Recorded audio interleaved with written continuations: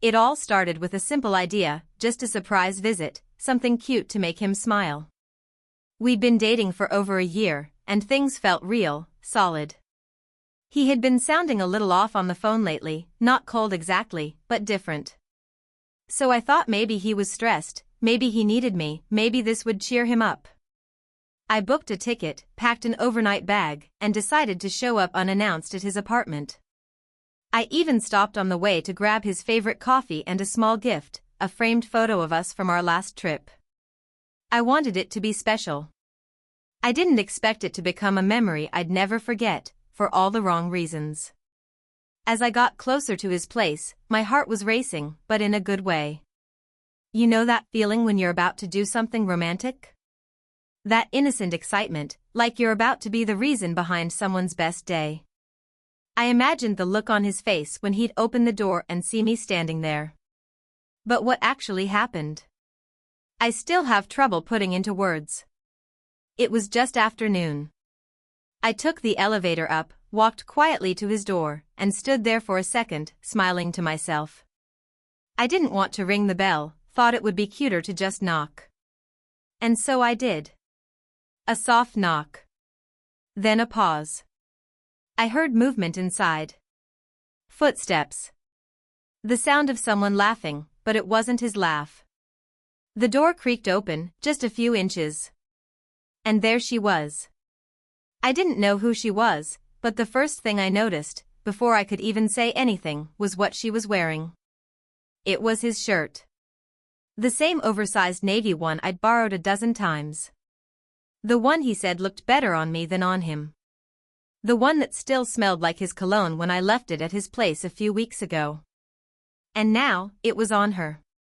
She looked surprised, even a little nervous. She glanced behind her like she didn't know if she should let me in or close the door. My hand went cold around the coffee cup. I froze. I didn't say a word. I couldn't. Then his voice came from inside the apartment. Casual. Carefree. He was asking who was at the door. In that moment, my heart dropped. All the puzzle pieces started connecting in the worst way possible. Every vague answer, every late reply, every weekend he said he was just resting. I felt like a stranger standing outside a life I thought I was part of. And before I could say anything, before he even knew I was there, she slammed the door shut. What happened next? That's where everything truly fell apart. Because sometimes, the real heartbreak doesn't come from what you see, it comes from what you never expected to feel. I stood there, completely still, as the sound of the door locking echoed in my ears. It felt like the world just paused. I kept thinking, maybe I misunderstood. Maybe she was just a friend. Maybe there's a simple explanation. But deep down, something inside me already knew.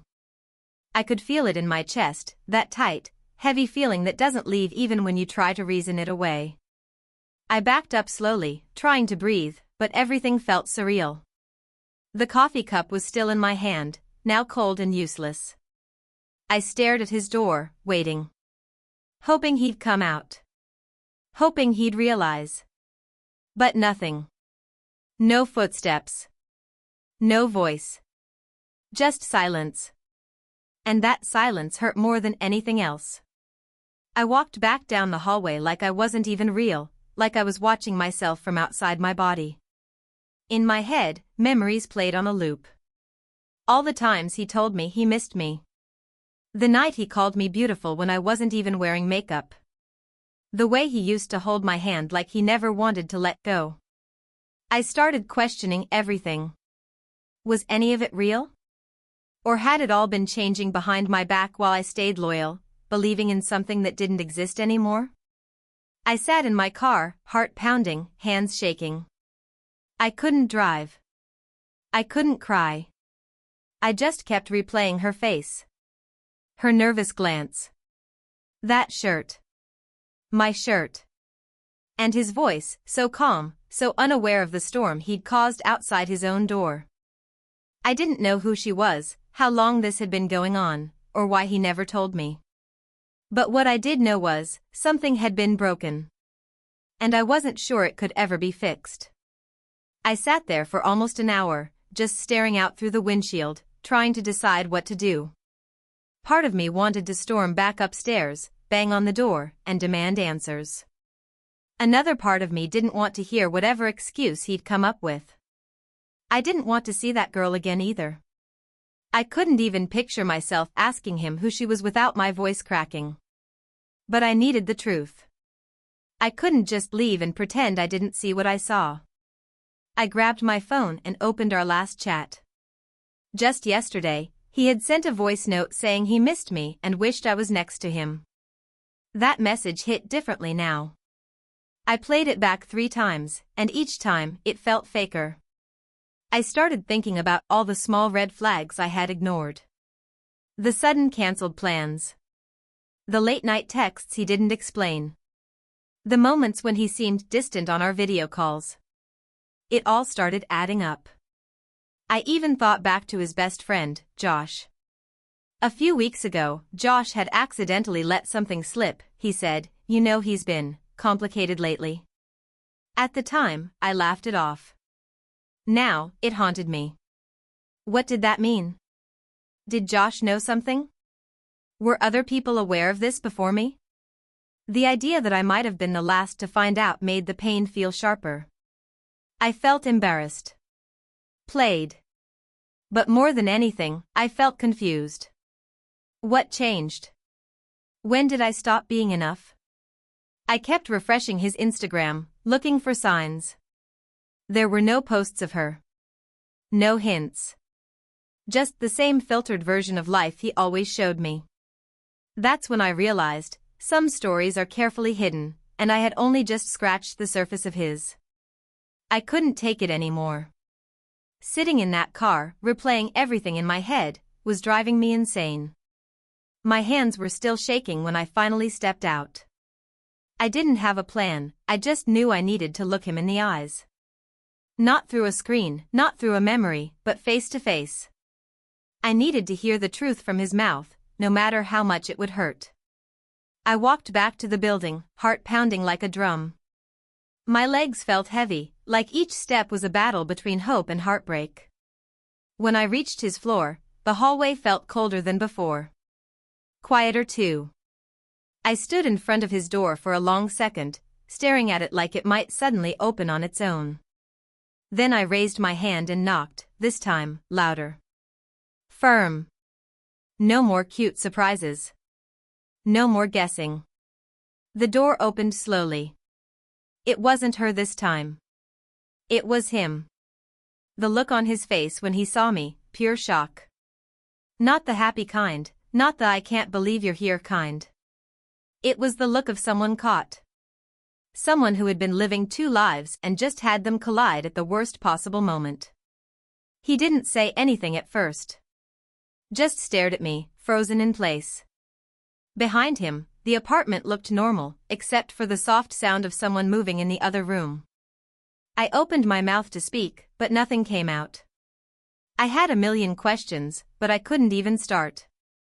He finally whispered my name like it was a question, like he wasn't sure I was real. And then, just as he stepped forward, I heard her voice call out from inside, "Babe? Who's at the door?" That's when everything inside me cracked wide open. He didn't answer her. He just stood there, staring at me like he was hoping I'd turn around and pretend this never happened. My chest was tight, my throat burning. I waited for him to say something, anything, but all he managed was a weak, "It's not what it looks like." That one sentence, the most cliché excuse in every heartbreak story, made my stomach turn. I almost laughed at how unreal it all felt. I stepped past him into the apartment without asking. He didn't try to stop me. My eyes scanned the room quickly, same couch, same blanket I gave him folded neatly over the armrest. But now, a pair of unfamiliar shoes sat near the entrance, and a mug that wasn't his rested on the coffee table. It was clear someone else had made herself at home here. Before he could explain, she walked into the living room. Her hair was still wet, like she'd just showered. She stopped when she saw me, eyes widening, realizing who I was. She didn't look angry. She looked confused. Then she said something that made everything worse. Wait, you're his ex, right? Ex? I turned to him, my heart pounding louder than ever. Is that what you told her? That I'm your ex? My voice cracked despite how hard I tried to stay calm. He didn't answer. He looked down, ashamed. She looked between us, putting the pieces together in real time. Hold on, you said you broke up months ago. That's when it hit me. He had told her we were done. Months ago. While I was still calling him every night, sending him care packages, planning our future, he had been living another truth. He hadn't just lied to me. He had lied to both of us. She backed away slowly, like the air in the room had suddenly turned toxic. I didn't know. I swear, she said to me. I believed her. You could see it all over her face. This wasn't the first time he had twisted the truth. And just when I thought things couldn't feel more surreal, her phone buzzed. She looked down at it, and her face changed. Pale. Distant. She showed me the screen, her hand trembling. A message from another girl. It read, "So, did he finally tell you about me too?" Silence fell over the room like a heavy curtain. None of us knew what to say. He stood there between us, pale and stiff, as if time had frozen. The girl, her name was Emily, I would later learn, just kept staring at that message on her phone. The words were like a thunderclap. Did he finally tell you about me too? That one sentence confirmed everything. This wasn't just a love triangle. It was a web of lies, and we'd only uncovered one corner of it. I turned to him slowly, searching his face for any sign of remorse. How many girls? I asked, barely able to get the words out. He opened his mouth, but no answer came. Just that same haunted look in his eyes. That was all the confirmation I needed. Emily walked past him, picked up her bag, and looked at me. I'm done, she said quietly. You don't have to explain. I get it now. She didn't even glance at him as she walked out. The door clicked shut behind her like a final line drawn in the sand. He sat down on the edge of the couch, burying his face in his hands.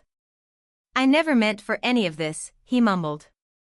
But it was too late for that. Trust once shattered doesn't glue itself back together just because someone says sorry.